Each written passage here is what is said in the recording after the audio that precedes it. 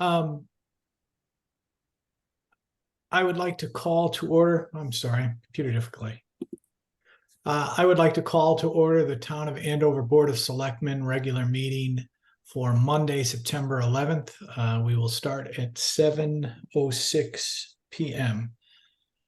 And for the first order of business, we're going to do the Pledge of Allegiance. I pledge allegiance to the flag of the United States of America and to the republic for which it stands, one nation, under God, indivisible, liberty, and justice for all. Okay, we'll move on to public speak. Michael Palazzi first. Anything? No, I'm good. Kathy Palazzi. We're fine, thank you. Okay. Anne Cremay. I'm just here listening. Thank you. Okay. ASC.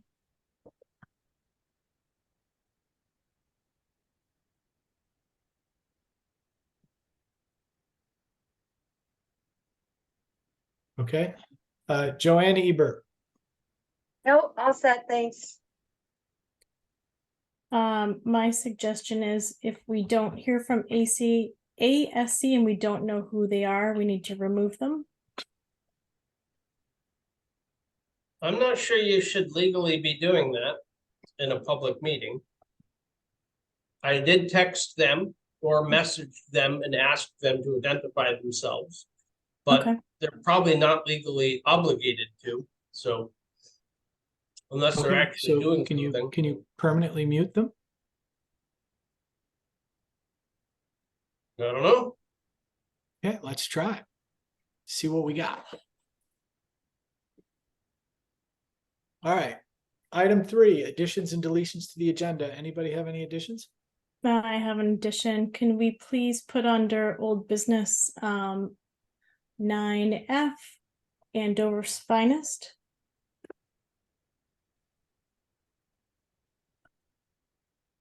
Oh, I think we lost you, Jeff. Did you say something? I said 1 second. I just got to get my typewriter skills ready. So that was 9F Andover's Finest. Okay. Anything else? And we can get rid of 15.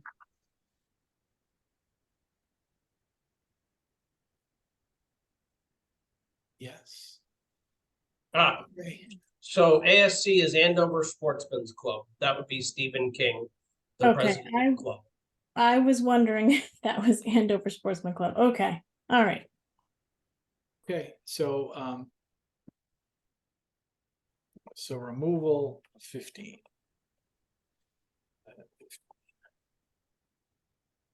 Okay, I'll second both of those. Anything else? No. Scott? Oh, I'm all set. Okay. There's a motion on the floor to add item 9F, Andover's Finest, and to remove item 15, executive session related to boundary line adjustments. All those in favor? Aye. Okay, Aye. 3-0. All right, let's move on to item 4, the treasurer's report and the finance department. Eric, anything that you want to add to this? No, not to the report itself. I can certainly answer, relay any questions you have regarding items on here. The thing we're most over in is the line item for the alarm system for Public Works. We did smoke the main panel for the alarm system and end up having to replace it. So that was a pretty expensive, but that actually should come out of the building maintenance fund, not out of that. So it's really just assigned to the wrong spot. A couple of questions for you, Eric, and things that you'll definitely you'll know. The Gorman Group, what do we do with them? So the Gorman Group, that would have been the bill for crack sealing of town roads. We also had originally hired them for chip sealing. But they frankly haven't gotten it done in time. And we've basically cut it off and said it's too late. It's pushing it this far in the fall to chip seal. So we're gonna postpone the chip seal of those roads till as soon as it warms up in the spring and get it done early. Okay, and you have a transaction here called Spring for $29,000. Yeah, spring is the, that's all the healthcare. I think payments, that's what that is. Under Spring, okay. Okay, I actually like this, Eric, a lot. The other thing I would tell you, and I know it's not, I mean, we have to change up some things as to visually how they show, but I definitely like a check register. McNeil and Company, McNeil and Company, that is the fire, I think that's the insurance for the fire department. I think. I definitely I want the spring transactions looked at because there's multiple of them during the course of the month. And if it's just insurance, you would assume it'd just be one. So, and then just as a side note, we paid the state of Connecticut 100 grand. 100 grand. No, the state of Connecticut paid us 100 grand. That's not how it's reflective here.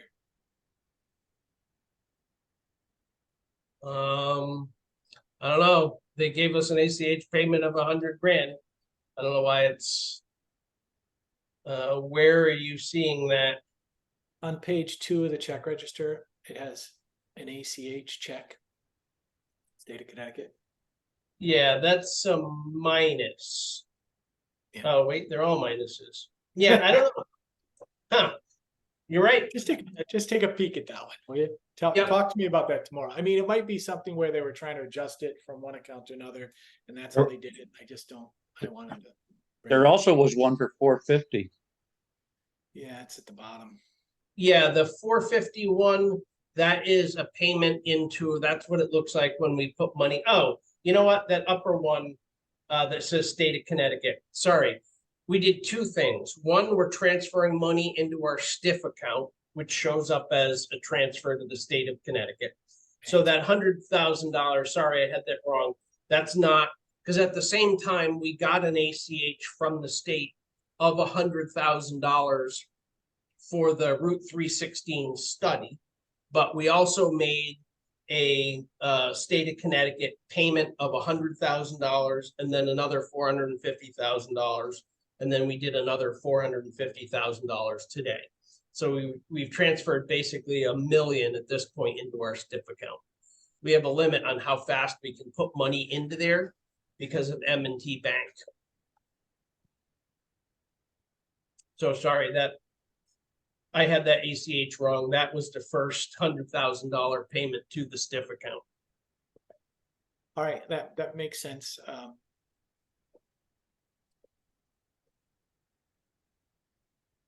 I gotta sit there and work with them on that. Just as a side thing, can you ask them to include an accounts receivable listing with us for next month? There's about $5,900 of receivables, and it has nothing to do with taxes, and so I don't want anybody to think that's all the town is owed. The town, those are other types of transactions, and it would be just beneficial for us to have an understanding of what they are. Okay, accounts receivable listing. Yeah. Okay. So something that totals up to the 596929.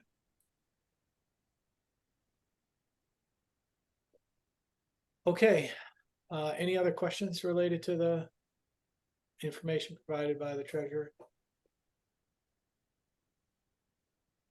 Okay.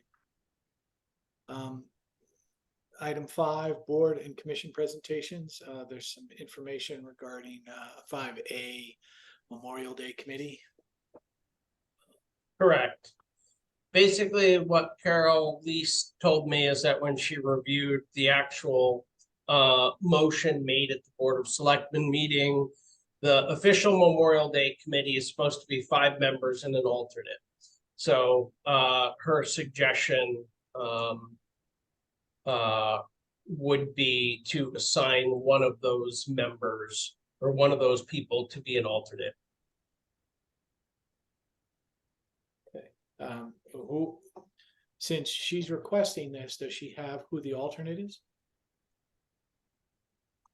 You have everything she gave me, so the answer Okay, is no. So we're gonna postpone this until next month. And if we can get clarification as to who the alternate is, then we'll sit there and we'll clarify our motion, but there's no reason for them to not continue working and do anything they want to do related to the Memorial Day parade. Okay, Doesn't it say Wayne Thorpe and Louise Goodwin would be new members? Correct, but there's the way it is, Scott, is 5 members and 1 alternate, so Right. there's 6 people, so who's the alternate? One of the two, I would say. If you want clarity, we should find out who the alternate is, right? Yeah. Okay, and is it going to stop them from doing anything in the next 30 days? No. No, so let's move that on to next month and we'll get the alternate. Old business. Okay. Item 6, are there any appointments? Eric? none that I know of. Okay, any resignations? So the treasurer has announced that she will probably resign in December. So Do we she's have a giving us, resignation or is it probably? say again, Do we have a resignation or is this a probably? it is a probably, Okay, but then I let's think you can put take it, off and try to convince her to stay. you can try. But I mean, she told us it was temporary when we took her on board. And that she was only gonna stay for a year and it will have been about a year, so. All right, no Um, problem. The one thing that I would ask you for is one of the things that she said she would do for us, and it appears she's done this with the auditor, is she put a binder together of how our books should look to the auditor. That needs to be in place in the office so that we know how to follow up with that next year for other people.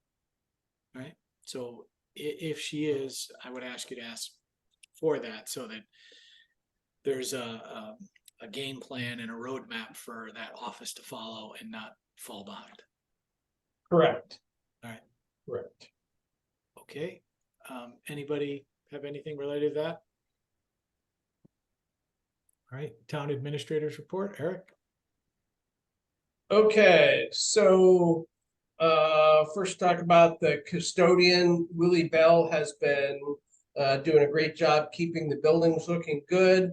He's also been taking the spare time up to the 10 hours a week, working on a long-term project, kind of repointing the library windows and repainting, and those have been coming out really well. I'm having a discussion with him now about maybe doing the Andover Museum windows as his next major project after this. But it seems to be pretty cost effective to have Willie do it, and it's coming out really well. Talked last month about Joshua's Trust and the property located off of Skinner Hill Road. Because of a conflict, they asked to postpone any discussion to the October meeting. But at least the president of the organization would be interested in discussing with the Board of Selectmen potential uses for that property and the town's property that's adjacent to that.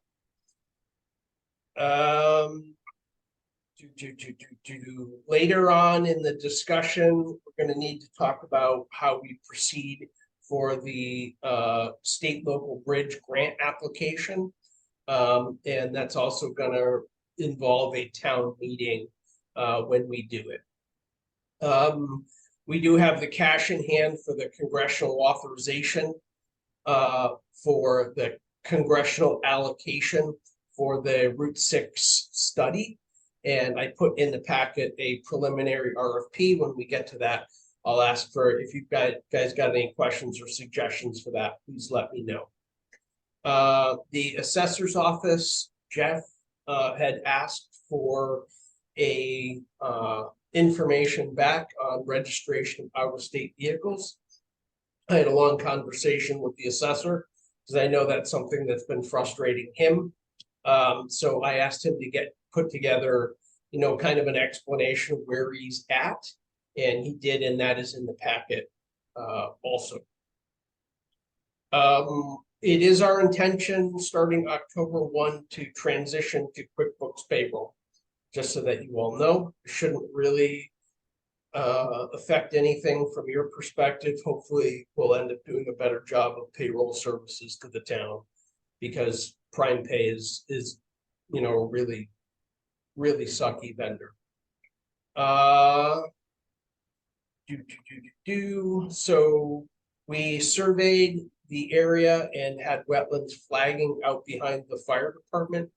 And I asked Nathan Jacobson for a design for a new pad to accommodate 2 more 1,000-gallon propane tanks. One eventually will be for a generator for the municipal complex, and one will be for the town hall for the furnace, or for the boiler, and then the furnace at town hall.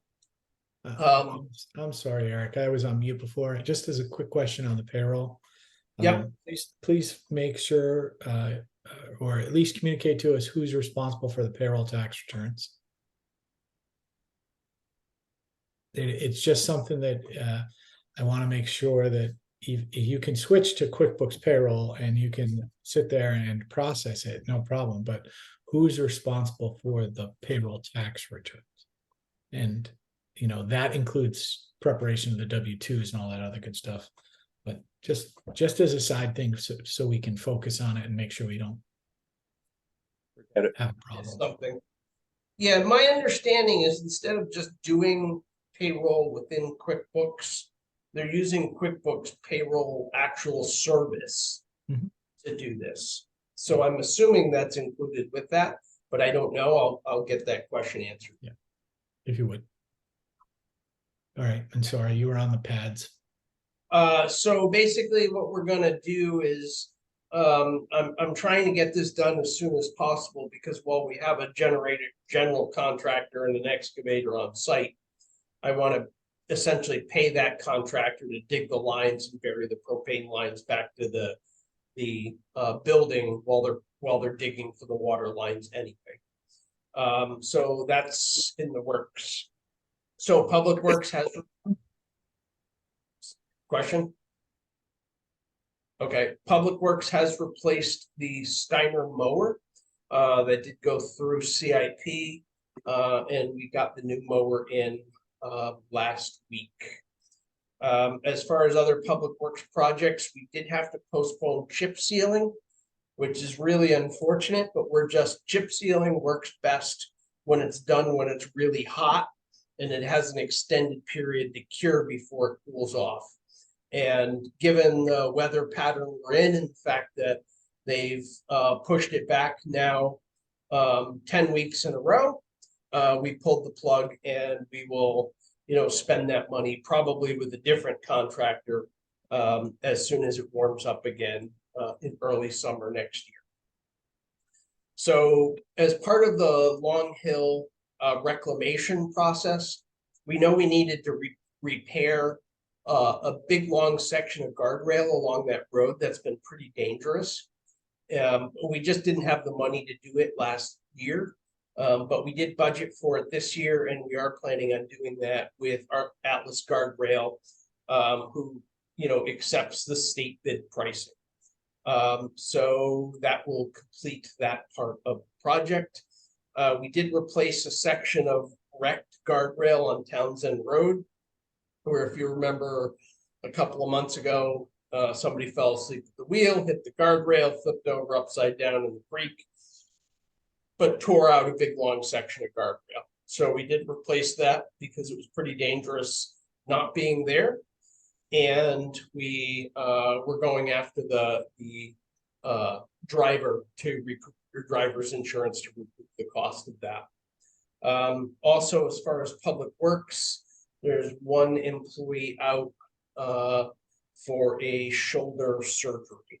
It's not a workers' comp issue, but it's something that was keeping that person from being able to effectively do their job. And they will be out for roughly 3 months. So hopefully we'll have them back in time for plow season. This is probably as good a time to be out as any in terms of that. No real changes on either Bunker Hill or the Long Hill Bridge. Those projects are still in the works. We did, after a bunch of back and forth, change the type of filter on the irrigation system for the Andover Veterans Monument, because we were getting that one like super sand clogged with fines. So we changed to a different filter type, which seems to have, gotten the project or gotten it working again in reasonable condition.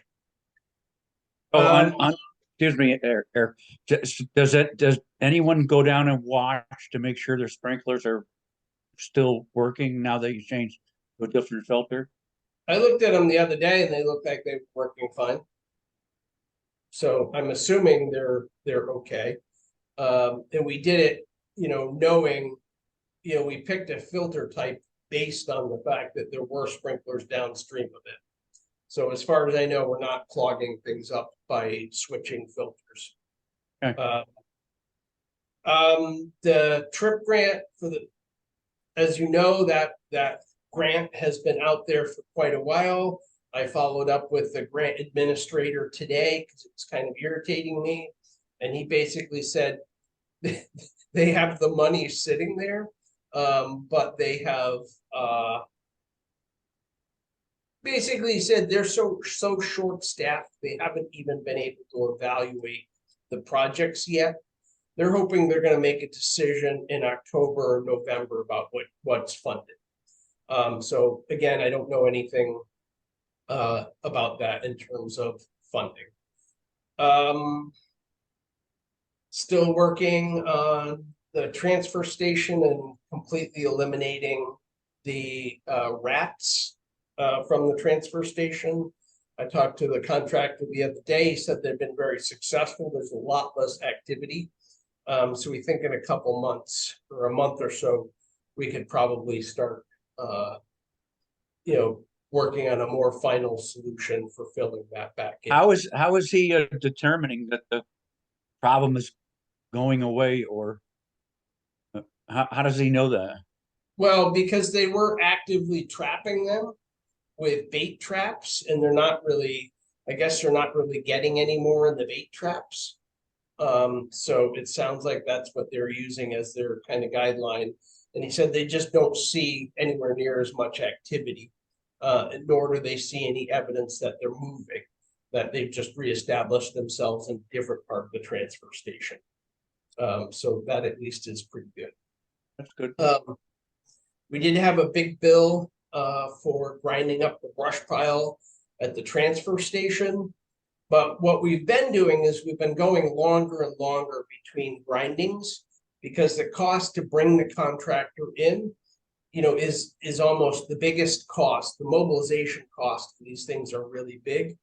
So even though we spent, around $18,000 this last time when we did it, our cost per month has actually gone down because we've gone out to about 30 months between grindings.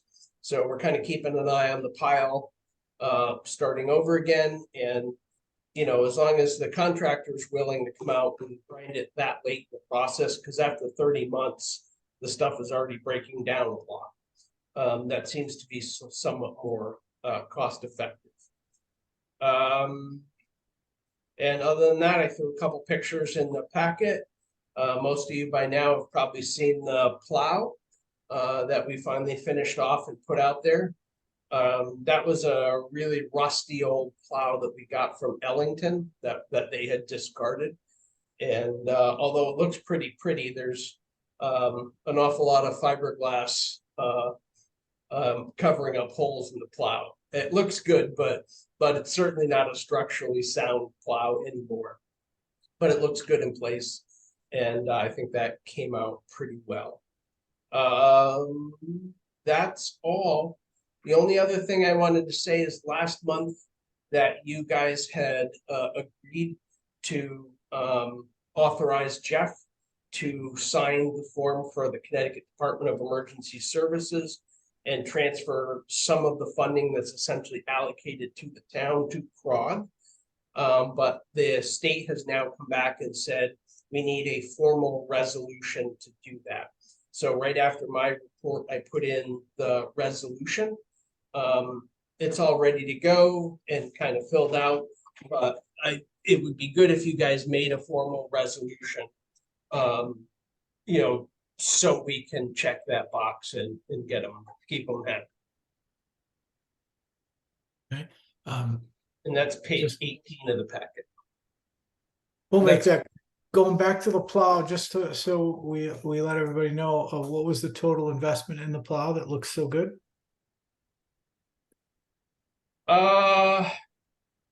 I think in terms of materials, you know, you have, you know, the paint was a couple $100 because there's a lot of paint in that thing. Tommy did the structural welding on it.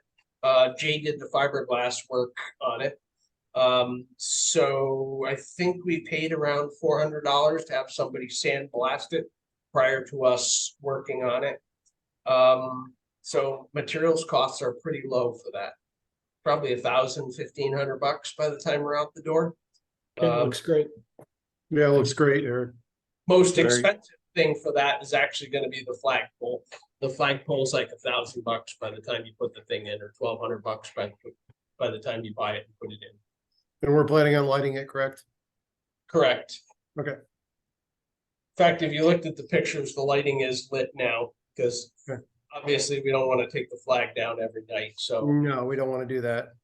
Just a quick question for you, Eric. Do we have any kind of mitigation plan for the rats in the future? Just putting up bait stations and stuff with the contractor, just to make sure that we don't get to this point again? Yeah, so what we basically did is we signed an ongoing, essentially pest control contract with them that I plan to keep going in the future. Okay, good, So good. it's basically an initial cost up front to get it going and try to knock the population down as much as possible. And then an ongoing, you know, and one of the things we've realized is no matter how carefully Dom and Steve try to clean up, every month or every couple months, we got to go in with Public Works and actually drag compactors back, because there's a bunch of spots that rats can get to that we can't get to clean. So unfortunately, that's a task that's gonna have to fall on Public Works, because they're the only ones that have the equipment to kind of move the dumpsters or move the compactors and do it. So. Understood, that's- good. That's it. Any other questions for Eric?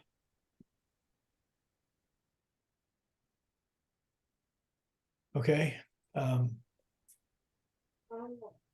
make a motion that we authorize the resolution to the Connecticut Department of Emergency Services and Public Protection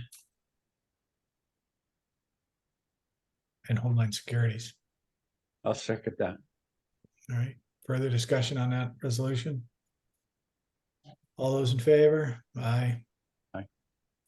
All right. Old business, 9A, a community center construction update. Okay, Adrian's not here, so I'll give this one real quick. Oh, before I do that, one last thing on my report. I'm not gonna read through it or go through it, but at the end of my report, I also appended what I was planning on submitting to the Planning and Zoning Commission as petitions for changes to the lighting regulations and the signing regulations. The lighting regulations allow us to do potentially the lighting at the athletic fields, if we get the steep grant, and the signage regulations, among other things, allow the Board of Selectmen to sell the signage along the fence line and exceed the current regulations as they are. So that will be submitted. Jed asked me to hold off and submit that at the next after the next meeting. So that will be submitted at the end of September. And since it's basically, I'm doing it on behalf of the Board of Selectmen, I put that in your packets. So community center. What? Say that again. What about the community? Okay, go ahead with the community center. Okay, so the construction update. Before you go there, I gotta go back one step. Okay. Back to the treasurer's area and the finance department report, because you brought something up. Have you gotten an answer from the auditor or from the treasurer related to the movement of money from the Board of Education related to the parking lot? We did. Mhm. I got both a legal opinion from Dennis, and I had a long conversation with the auditor, and then today again with the treasurer on how we do it. And the bottom line is the auditor said he wouldn't, even though we're not exactly following our own purchasing procedure to do this. He said essentially the Board of Education has signed off on it. The Board of Selectmen and Board of Finance have signed off on it. So, he wouldn't issue us an audit finding, for transferring the money. He basically said in the way he views it is that is an education related capital expense. And so it's the town's obligation because it's a capital project, but it could be funded by a transfer from the elementary school. So the auditor's okay with it, and as is the town's attorney, as long as the money is transferred back to the town, to the general fund, and then both boards have already agreed to move that to the capital fund for AES.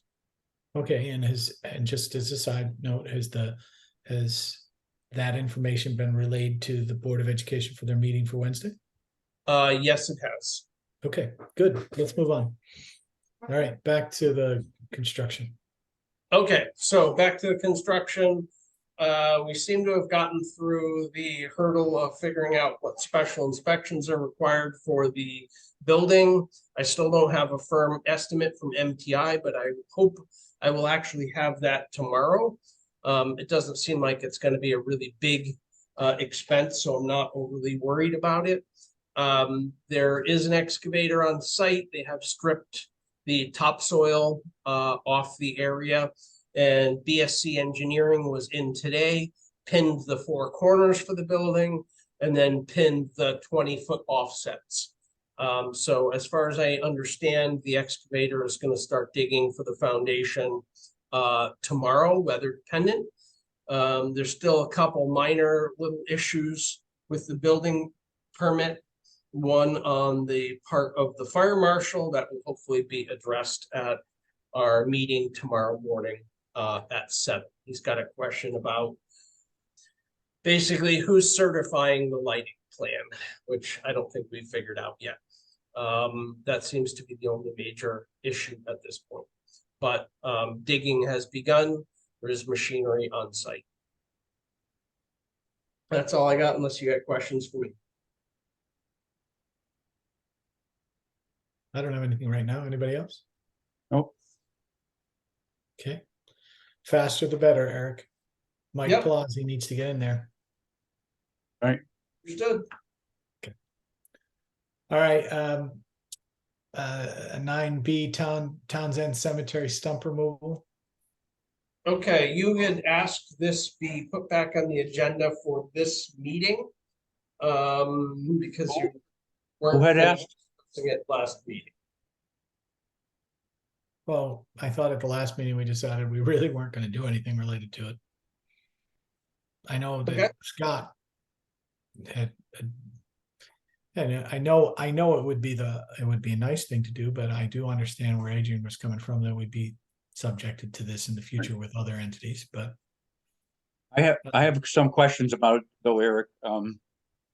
If the tree can get cut down in this during this period when we're getting the trees cut down, and we grind all the stumps at the same time, can the town crew move, or can like if we get a contractor and to do the work, can the chips from the stump removal be moved down to the transfer station? Into the, Sure, or to into a the brush pit. pile? Well, we wouldn't put them in the brush pile because they're already chipped up, so we would just take them down to a pit, dump them at the pit. So it would be possible, Are sure. you okay? You're okay with that? The removal of the chips being taken to the Parker Bridge then? Yeah, that's normally what we would, that's one of the places we would get rid of them, sure. Right, but, just asking. So what are you asking, Scott? Are you asking that someone's gonna do the stump removal and you just want the chips moved? I just want a home for the chips. I don't have a problem if the town does that. Paula? Jeff? No, I have no problem with that. Okay, So the one thing I would say is that the one tree they didn't cut in the front there, Jay and I were talking about that. That one in the last couple of years since we cut there, is definitely dying now too. So we're probably gonna cut the last tree out front there this year also. Since it doesn't really make sense to address anything else and leave one ratty old, mostly dead tree there. Everybody looked at it, said it's 80% dead, and I concur with that. So if that tree could be put on this rotation for the trees to be cut soon, then we can push this whole program ahead. Do it all at the same time. We'll grind that last stump also. It is on the list that we're gonna take down. I don't know whether Jay actually has tenant lined up to come back in for anything, but that's something, that's a tree we've identified that the next time tenant comes in and we're doing one-off trees will be one of the ones addressed. So what kind of time frame do we need to have that thing down to meet whoever is going to be doing the stump grinding? I would say that this is it's a long-term project, but something we have to coordinate, that's all. Okay, so if we did it this fall, we would be okay sometime? Yeah, that's fine. just as a side thing with tree removal and trimming, you had talked about some damage done to guardrails when Ashburn's out there cutting for CLMP and something drops and hits, a guardrail or what used to be a good guardrail. What happens? Just so I understand. I mean, if it was Asplin's fault and we knew about it, we would definitely go after Eversource to replace or fix the damage. Yeah. Okay, then just take a look at Lake Road. Did that Okay. happen, Jeff? Over near Bazula. There's old guardrails, and I'm not. It's just old guardrails, the old wooden guardrails with the wire through them. Oh, Mhm. honestly, those things are so rotten. If you leaned against them, they would fall over. Those things are ornamental at this point. We Yeah. have been replacing them with time. I know about 10 years ago, I hit maybe 15 years ago, I grazed one with my truck. And Bob Burbank charged my insurance company for like 250 feet worth of guardrail. Yeah, there's Well, just I mean, it's just obviously it was Asplin and dropping a branch on it, and yeah, it took it out. And I'm not saying it's brand new, and I'm not saying we need to charge them for 250. I just wanted to know what you did. yeah, ordinarily on something like that. I mean, if it was a section of metal guardrail and they damaged it, we would definitely go after the old timber and wire. I think we would have a hard time blaming them for any damage to those because we haven't done that in 25 years, something like that. Those are all really old at this point. Well, then you still should take a look at it because you have a section that's totally dropped. I mean, and they actually even put up a cone or something on it to signify that it was there. Okay. Okay. So Scott, you're going to spearhead the stump removal for the cemetery? Me and Diane are working on it together. Okay. All right. 9C, the discussion of blight and level of involvement. Okay, a couple meetings ago, you asked me just every month to give you the updated version of the blight status and the status of the various different properties. So you have that, the updated version from the assessor that's in your packet, starting about page 23.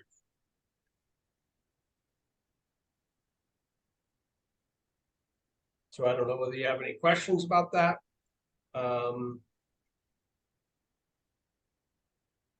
I'm glad to see that somebody has that list put together.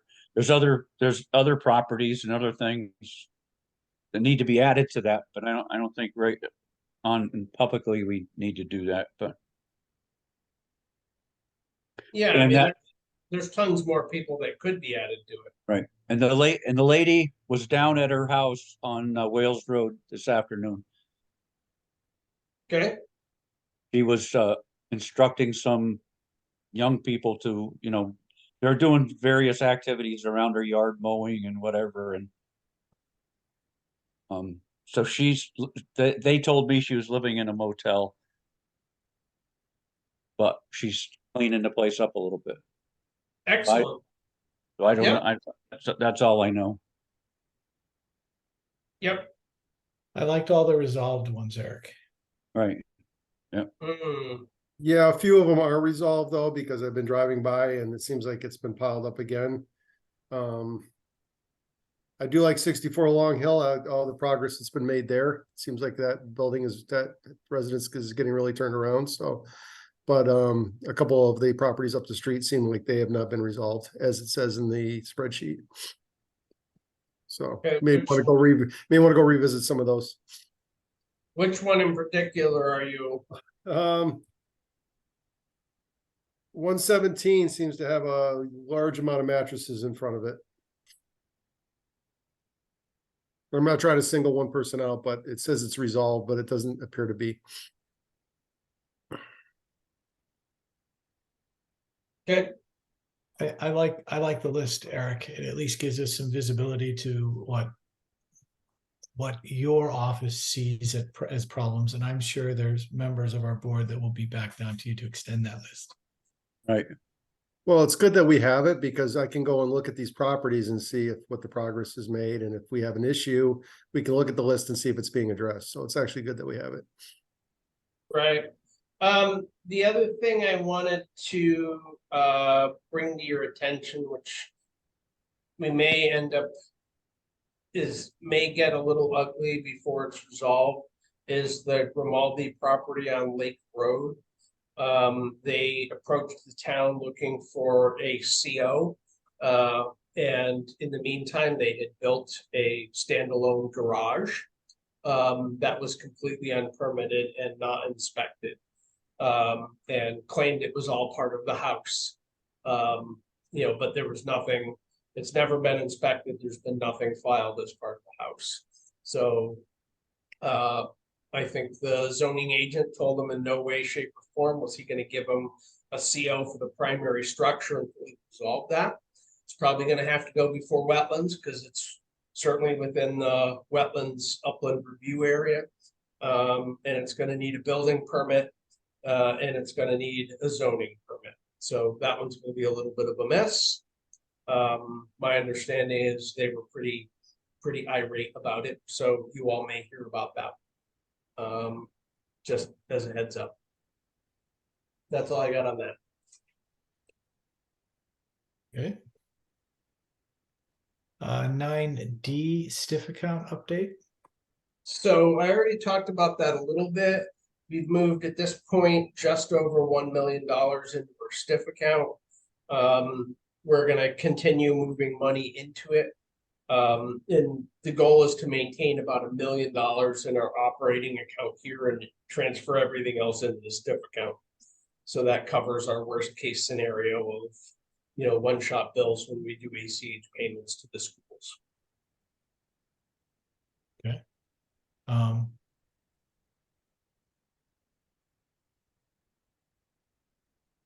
I actually like that, Eric. How much is the total the anticipated total move? It's gonna depend seasonally, but it's gonna be somewhere in the neighborhood of $3 million.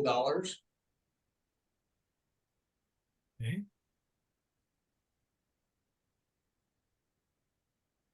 Right. And the interest rate right now, just so everybody's aware? I think it's just over 5% right now.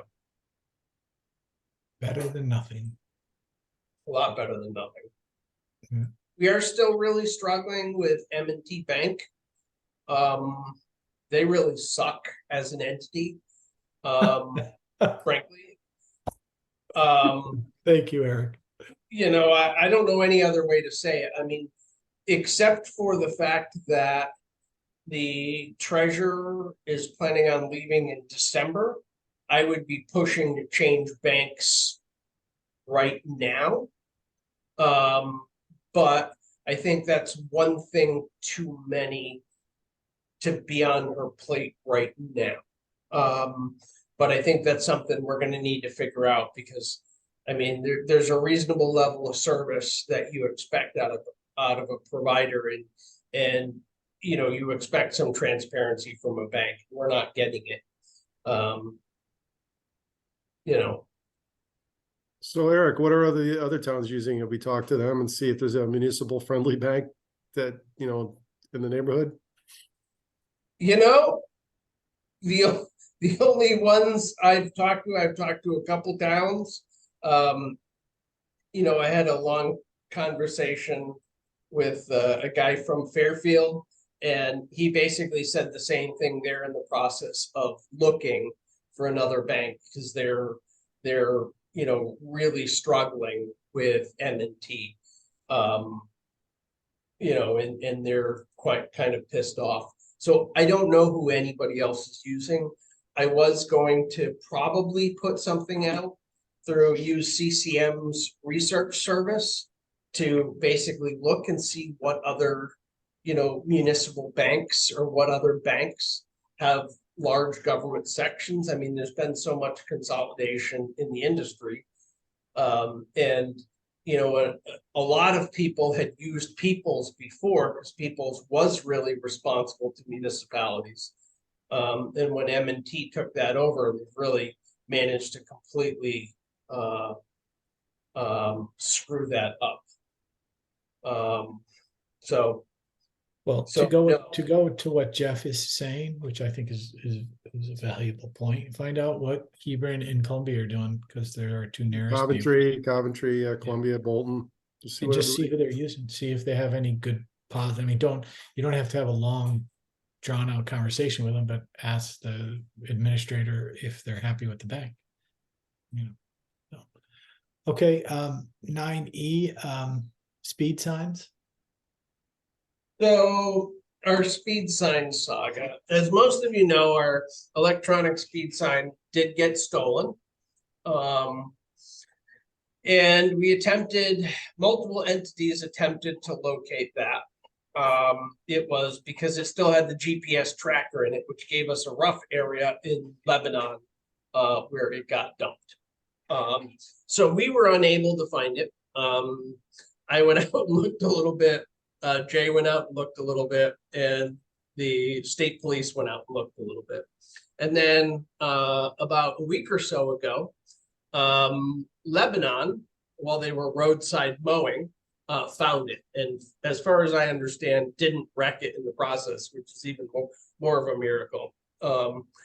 So Jay will get it back from the town of Lebanon.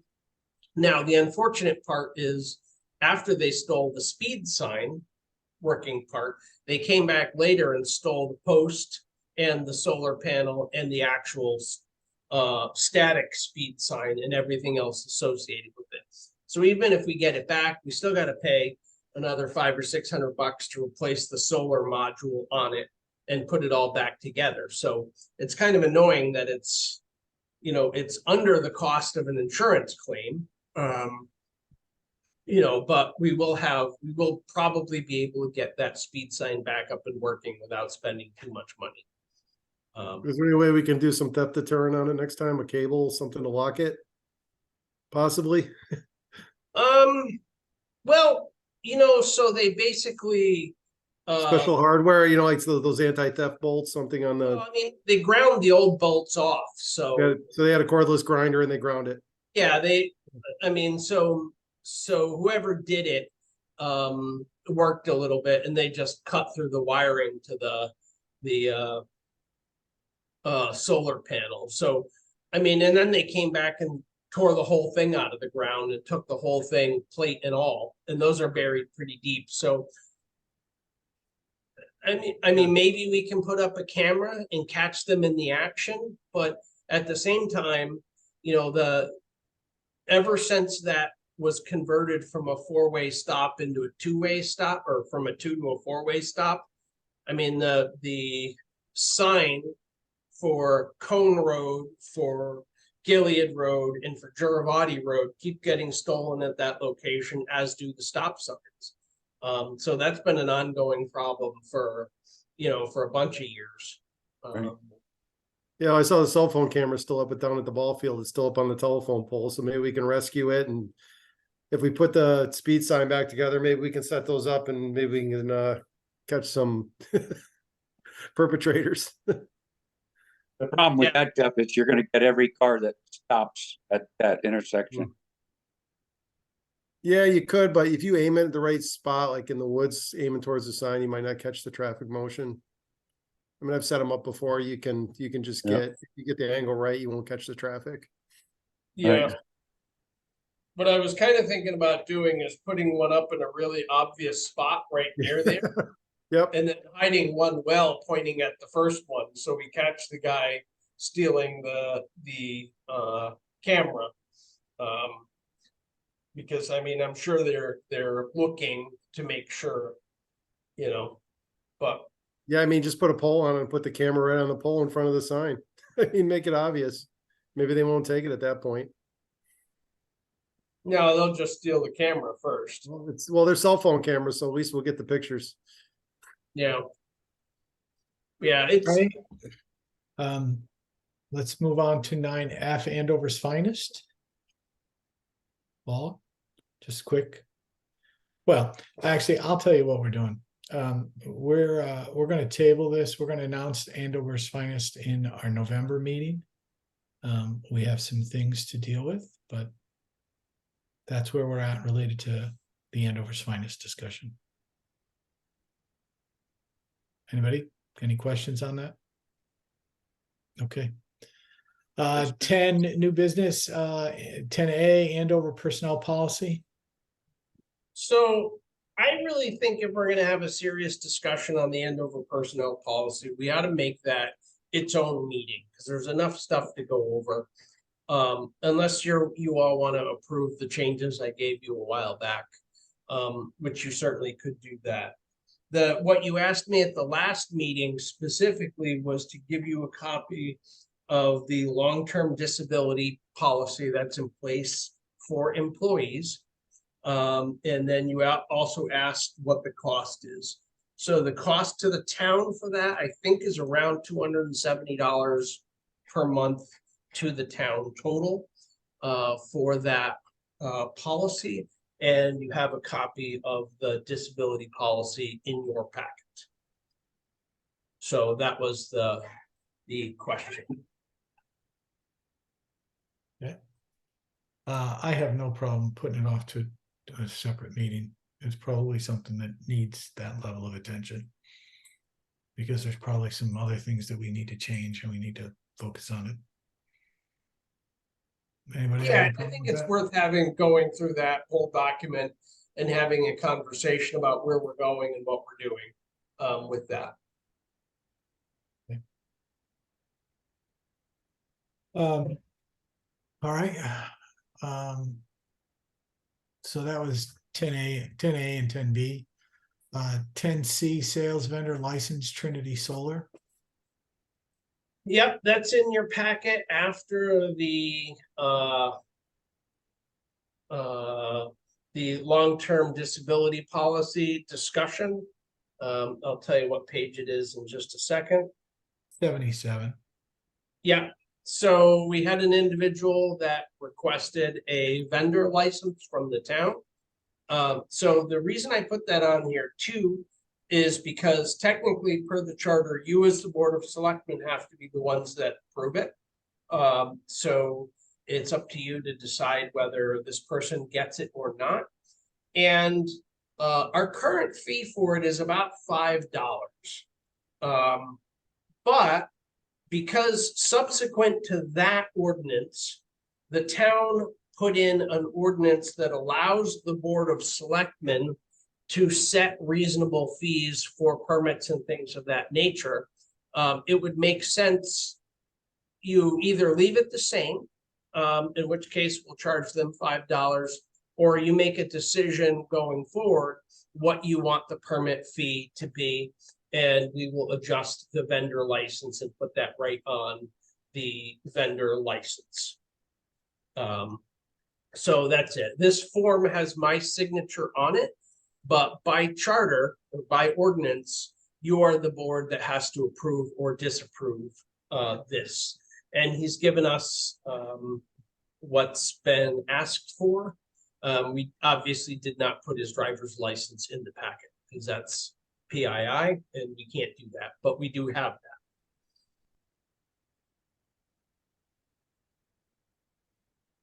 Okay. Do we have any idea what other towns charge?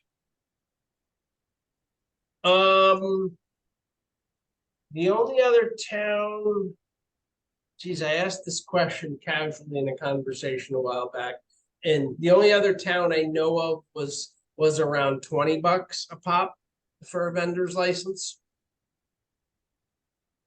Eric, I just have a quick question. How much, do you know what the average fee that gets collected on the permit for the solar panels on a roof? I'm sure it has to be permitted, correct? They do have to be permitted. But how much revenue does the town get from those permits?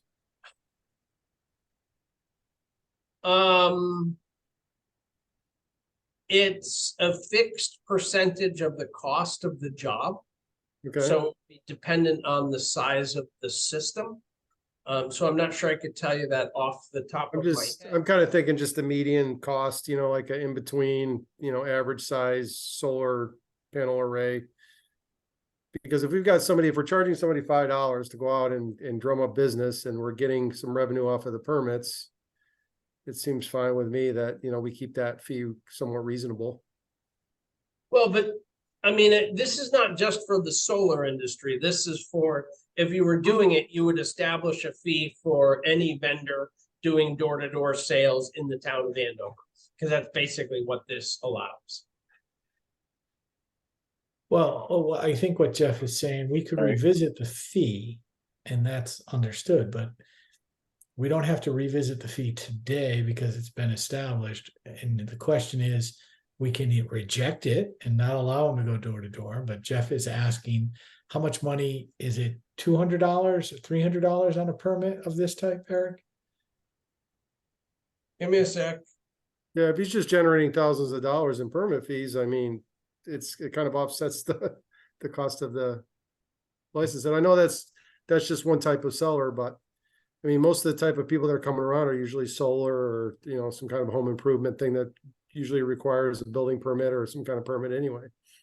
I would say for a solar system, you're looking at a minimum revenue of $300 a pop, you know, and it would go up from there.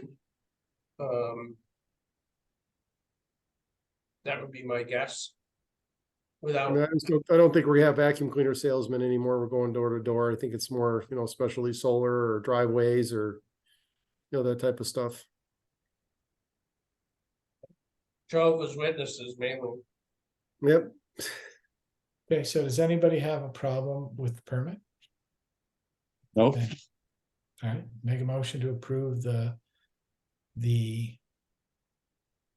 sales vendor license for Trinity Solar. I had a quick question. In the packet, it didn't have a date that I saw. Is that going to be filled? Is there a timeline on that? How long do you want to give them? I would have made it for a year, probably. 6 months. I think six. Well,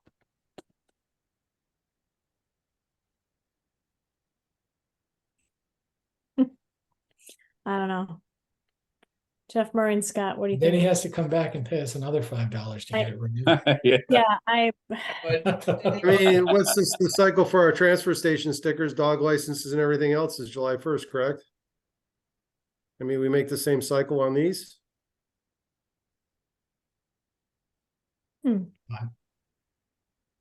I think that makes sense. Keep everything uniform. Yeah, it's every budget season. I mean, and if we make them pay $5 now, I mean, we're 4 or 5, a couple months into the budget season, so it's not really gonna hurt anybody.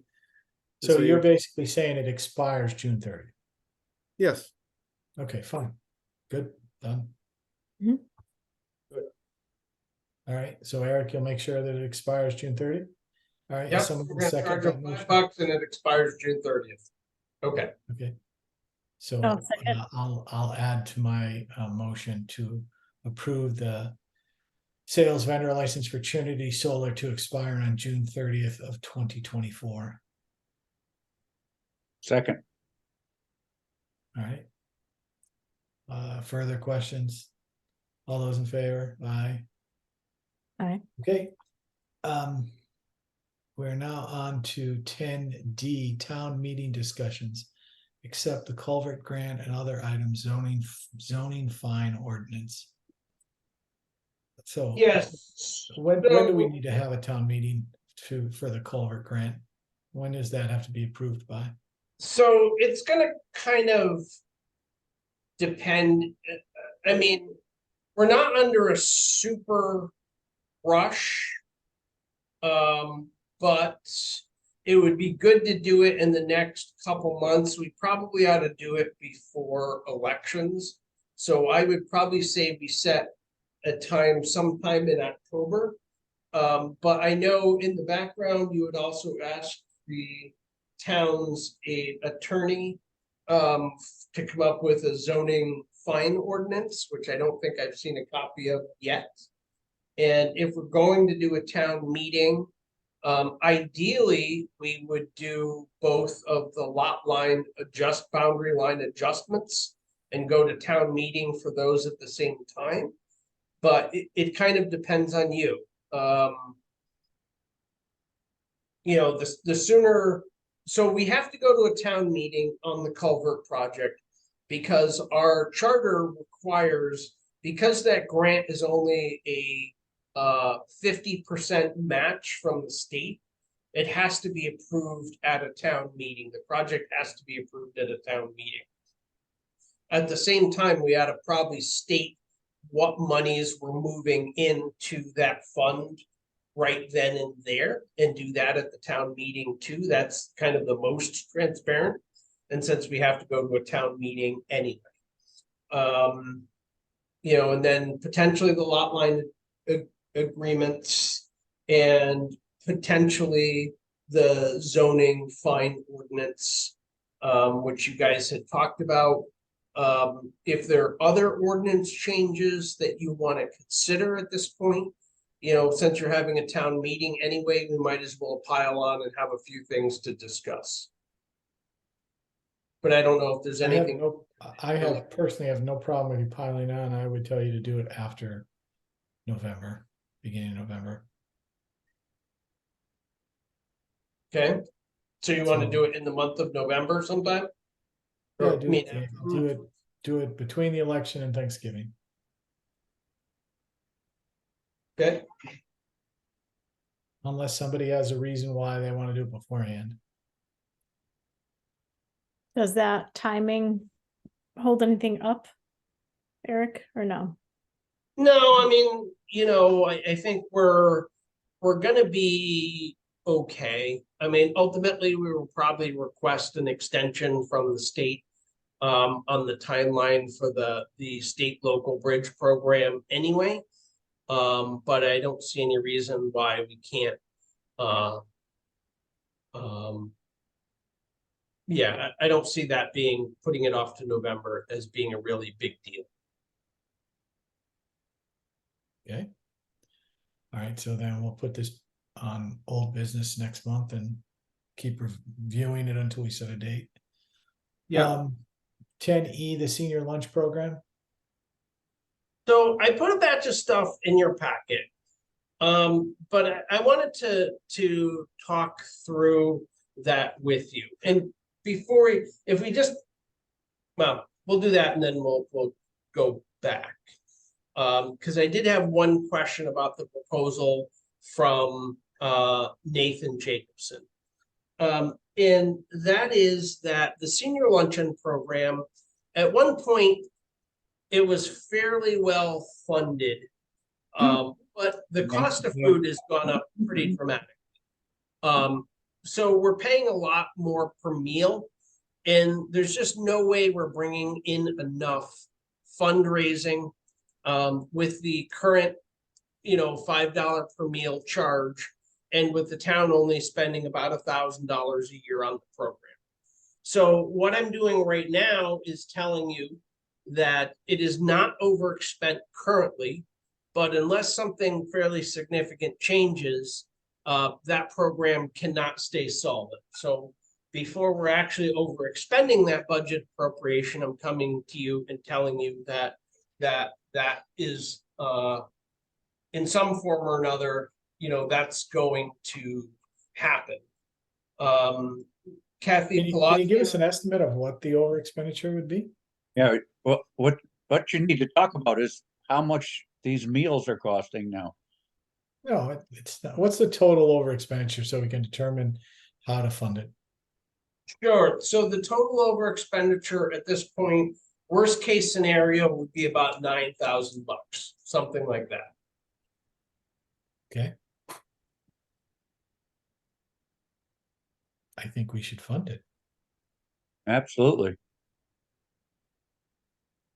I mean, that's, one option is to keep the meal price the same and just accept the fact that we're going to run, fairly considerable, we'll do what we can to make that program work as economically as possible, but we may overrun fairly considerably. So that's option number one. Option number two, we haven't raised the price of that meal. And as long as anybody can remember, would be to bring it up to $8 per meal, which is still probably less than half our total actual cost for the meal. And then, essentially fund the difference. So that's why I'm bringing it to you for discussion. How about we sit there and ride this out for this year? And then when they get to move into a really nice building, we can really figure out the lunch program and sit there and see how best it can work. Good idea. And so if you have to raise their prices and they have a nice place to live. Yeah, and we could ask Kathy, like, what did the seniors feel about that? Would the seniors be upset if they went up a couple dollars? We don't know that yet. I've constructed a letter. I sent a text to Eric. We met today. We just had a good discussion. And one of the things I did was I've written a letter that I will be giving to the seniors and suggesting that we do increase the $3 due to the food increase. However, additionally, I've now contracted to get the meals for $16 each versus the 20 that I think that's what we were thinking, Eric. So I can go now and get a $16 meal. And I think that might be the way to go as well. So I wanted to talk again with Eric on that. And also in the meanwhile, I'm going to be contacting other vendors to see what they might offer us and what they might suggest. I still feel, just like Jeff just mentioned, Jeff McGuire, that once we're in the new building, we have the pancake breakfast like I want to do once a month or every maybe 5 weeks. We haven't decided on that. And we'll have a reasonable amount, and it'll be open to the entire town. And I really feel that we'll be maybe making money on that. And the other part of that is I want to go with the CRT meals once we get into this new building and have a functional kitchen. I really feel that we'll be able to qualify for that. And I'm going to put in for that for next year, because that'll be coming up in April, that grant.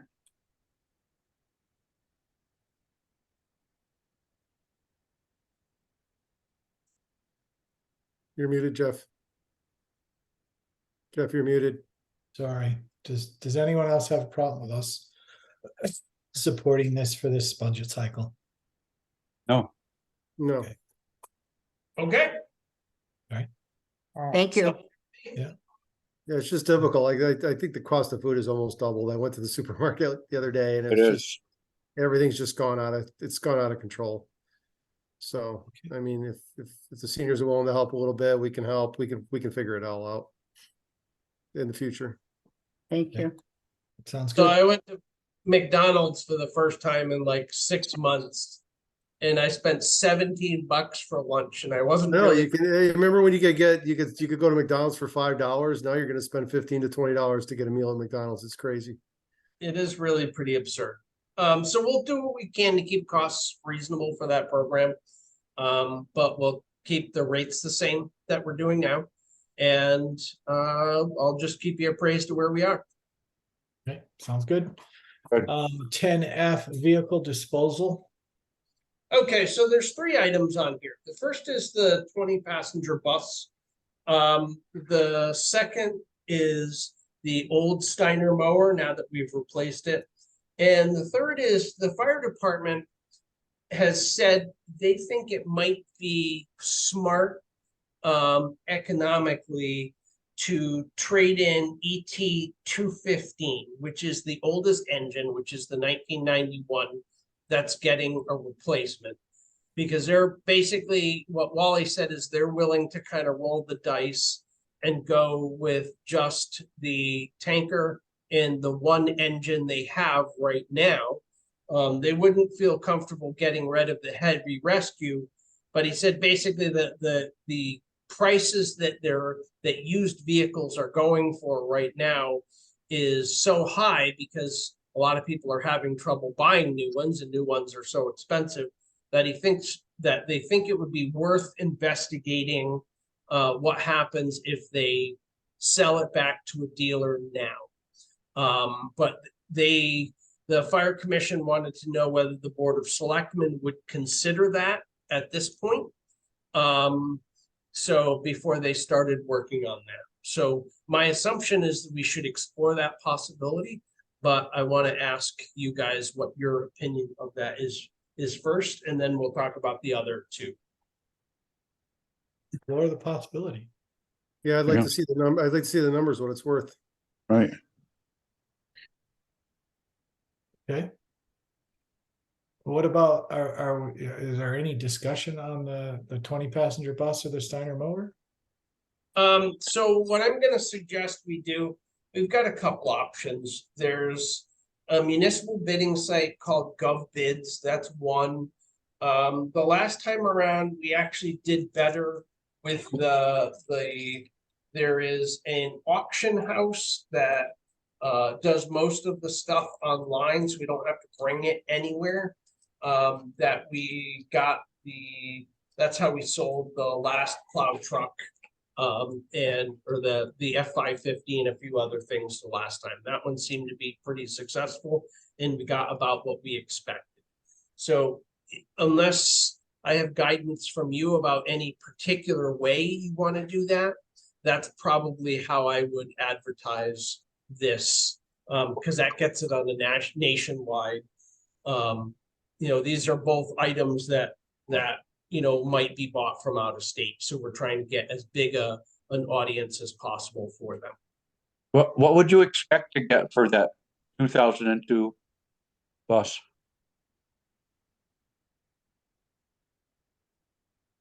It's always don't worth know. to somebody. It's You- always you worth to shouldn't somebody. say. Just get us the information and bring it back to us and let us know that it's a reasonable number, and you're gonna wanna move those items, so let's find out. Well, but I mean, if we put it up for auction, once we do that. So I guess my question is, do you have any particular guidance on what type of vendor you want to use for auctioning, or do you want us to use the same procedure we used last time? How do you want to approach that? Well, Eric, I got a question. Can we put a reserve on? Is there a way to put a reserve on, or are they no reserve? I don't know the answer to that. Because my thought would be like, what's the Steiner more worth of scrap metal? If we just scrapped it, like, I don't want to give it away for $1, and then we could scrap it for, $500. Just figure out, I mean, if we could get any money over scrap value, I'd be fine with it. Yeah, okay. Let's go low, Jeff. Let's go low. Yeah. No, I'm not saying go low, but I'm just saying, let's just not give it away for $1, and then we could, we've got a better scrap value to take it to the scrap yard. No, I think Jay told me he thought they would get somewhere around $3,000 for the Steiner. Okay, for that sounds good. whoever bought the Steiner. Okay. Based on And so what- Jeff is correct. If you go to an auction and no one's bidding, you don't wanna get less than $3,000. So if you got a reserve, put the reserve on it. Yeah, Okay. if you and Jay can figure out what a good reserve price would be, just put the reserve on it, and, if we make the reserve, we sell it. Okay. Okay. Not a problem. All right, so 10G, the resignation of the town treasurer, we talked about that. It's probable, but something we need to start planning for. 10H, a legislative grant for Route 316 study. You also talked about that in your. Right, I put what I proposed for an RFP in the packet, so you could all read it. If you guys have any questions or concerns with that RFP, let me know. Other than that, we'll put the RFP out there and roll with it.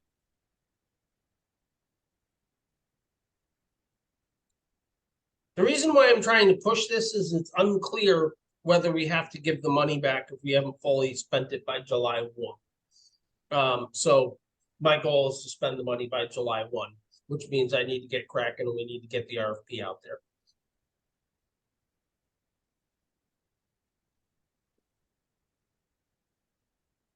And the RFP starts on around page 104 if you're looking for it.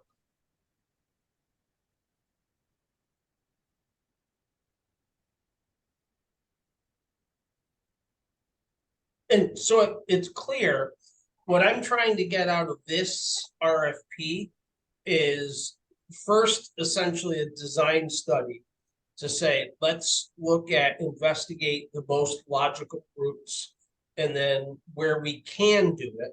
And then once we've determined that, let's get the preliminary engineering design, as much of that done as part of the process as we can. Because the next step for this is to give me enough of a document that I can go back and put in a grant application for a program called LOTSIP, which is a funding mechanism through the Capital Region Council of Governments for these types of projects. And we just frankly, because we don't really have any roads that are major collectors, we don't have anything else we can tap for LOTSIP funding. But this would be a perfect LOTSIP proposal once we get the study and preliminary engineering done. The great thing about LOTSIP is it funds 100% of the construction costs. The not great thing about LOTSIP is it does not pay for the engineering. So what we got to get out of this is as much as the engineering as possible.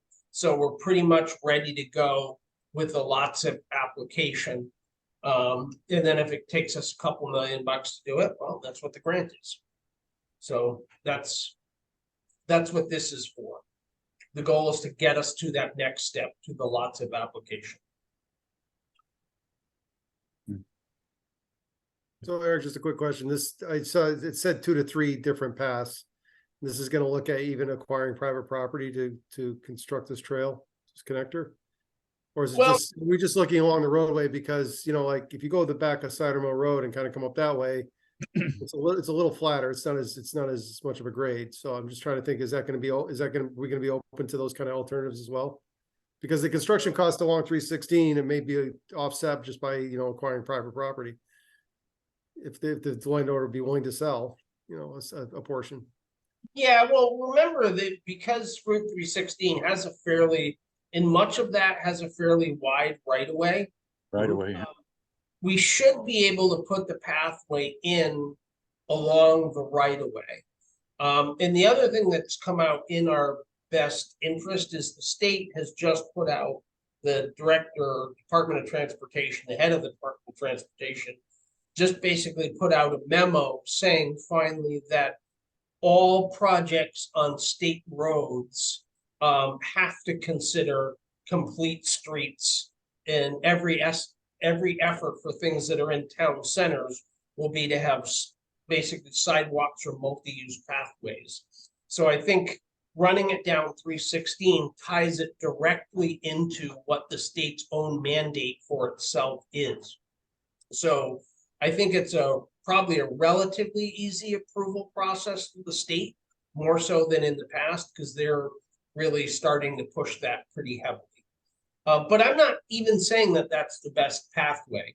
I mean, they may decide, having studied this, because there's gonna have to be public input, and they may choose a different route, in which case, ultimately, it doesn't make sense for a consultant to go up and determine a route that the town, we can't take to a town meeting and get enough buy-in to actually get it through. So if that makes sense. So the goal here is to do all the preliminaries now, go to the public, study alternate routes, pick a route, get as much design work done as we can, and immediately go to a lots of grant application.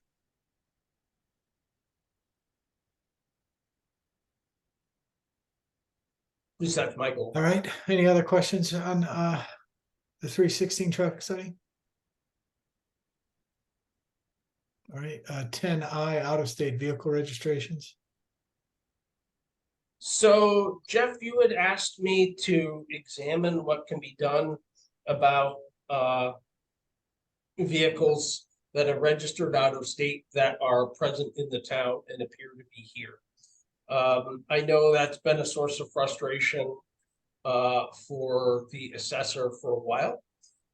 And one of the things he said to me is that if you know of specific instances in vehicles, let him know, either publicly or anonymously, one or the other, and they will investigate. But he also said what they've been having a problem with is that when they do catch stuff and get it on the rolls, people complain to the BAA, and the BAA has been releasing. So, it's a difficult problem. If you have any comments on what he wrote, I attached the note in the forms that they send out to everybody that they see, because what they do is basically go after everybody that they know of with a vehicle out of state and try to get them, assess it as personal property. That's basically the approach they take for that. Hire the service that he recommended, and take it out of the hands of what. I mean, listen, there are plenty of out-of-state vehicles that are sitting in front of homes all day long, every day. And even if you sat there and took a 6-month number, it's a significant number. And to me, they're just stealing. So, I mean, I understand what he's saying about the heavy equipment. I mean, he did the same thing with Ashland. Great.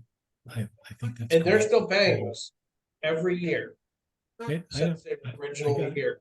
And that's because their accountant ignores and pays, which is good. So take it. But that doesn't, for me, that doesn't sit there and forgive the other view. If you're here more than 6 months, to me, you live here. I mean, I'm sure there's another number. I'm sure there's some percentage, but I mean, and I have specific things that really bother me because people who have worked for the town, and I have a problem with that. I mean, years, and don't tell me that people didn't know about it. So from my standpoint, I'd hire the service. Let the service go after. The service gets 50% of the first year's revenue, and then we get whatever is generated after that, 100%. Okay, That way, if that means there's too much work for the assessor's office, then outsource it. okay, Please find out put a contract for that on our agenda in the future. Okay, item 11.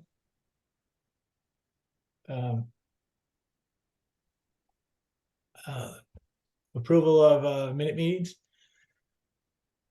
So I make a motion to approve the August 14th, 2023 regular meeting minutes. I'll second. Any further discussion? All those in favor? Aye. Aye. Okay, I'm gonna Everybody- abstain because I wasn't here. okay. For that meeting. The tax collector refund request, I didn't sit there and see anything, but I'm sure I missed it. there are there it a is. total of 5, 1, 2, 3, 4, 5. Yeah. That total $2,543.85. And I can read them off to you if you'd like. It's page 128. No. All excess payments. I make a motion that, I can't do this one. I'm sorry. Can't do this one. Somebody else got to do this. I make a motion to, I'm trying to think how to say it now. Give a refund excess payments in the total of $2,543.85. I'll second that. Okay. Further discussion. All those in favor? Aye. Okay, and Jeff, I know we talked about you coming in and signing some stuff the other day. Those will be ready for you to sign. There is one thing I do need signed rather quickly, like Okay. definitely this week. I'll So be they're there on my tomorrow. desk. Okay, that would be awesome. One other thing under tax collectors report, I did bring in the tax collector now that Eileen Curtin has gone. There was definitely some friction between Eileen and our finance person. So that should be smoothed out quite a bit with Kate in the position. I did bring in the tax collector from the town of Fairfield, who interestingly enough is a town of Andover resident. And we spent about 3 or 4 hours last week going over policies and procedures in an effort to get that office running better overall and understand, like, what you should do when you go to collection, and go through all how often you reconcile and what batches, how do you get information between there and so I think we've made some definite progress. I know I learned a lot. I think Kate did also. So that was very helpful, and I'm hopeful that that office will get fully straight. There is some issues with the July deposits. And Kate and the town treasurer were trying to work on that today, going back through the last batches for July. And then working out the procedures for finding stuff, like if a check gets canceled, how they figure that out, or a check bounces, that kind of thing, how they figure it out and credit it correctly. So that is a work in progress, but that's definitely getting better. That's all I have for that. Just because you ask those questions, it just drives me.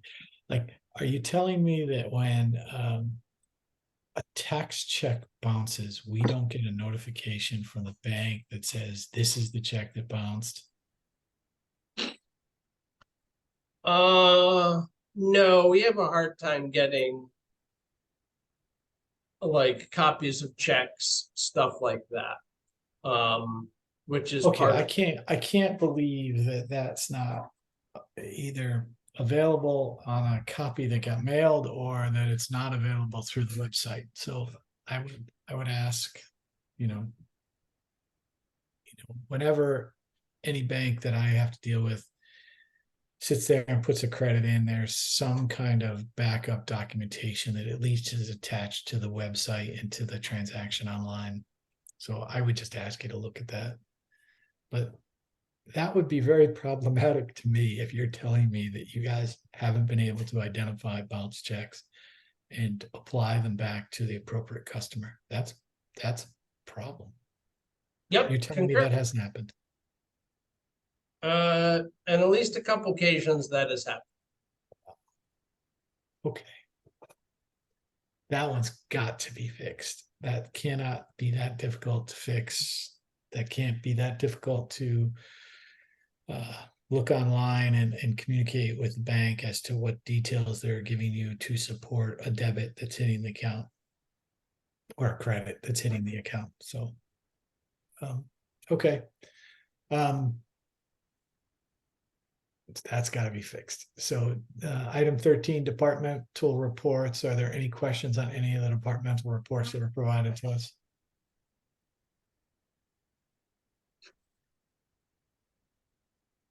Eric, just quickly, you need to let me in. I have to off my laptop and go to my iPad. Okay, My battery's dead. So okay. I don't see you on the list. Oh, yep, there you are. Sorry. thank you. Okay. So if nobody has any other questions on any of the departmental reports, let's move on to item 14, correspondence. Eric, do we have anything?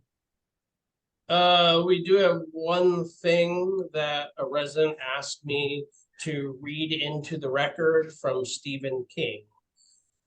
Eric, I do not see a reference to the boundary line discussion on the Board of Selectmen agenda.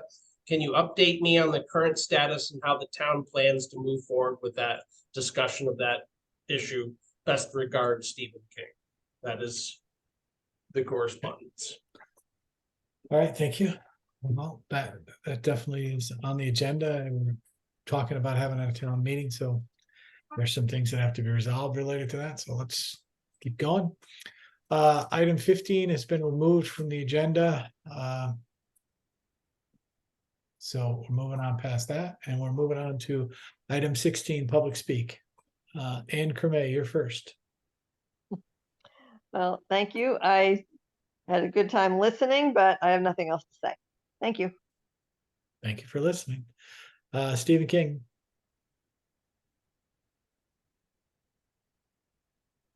Well, thank you for being recognized. As Eric mentioned, I'm here to find out how the town is going to proceed. Is it the intention that you're bringing this directly to a town meeting?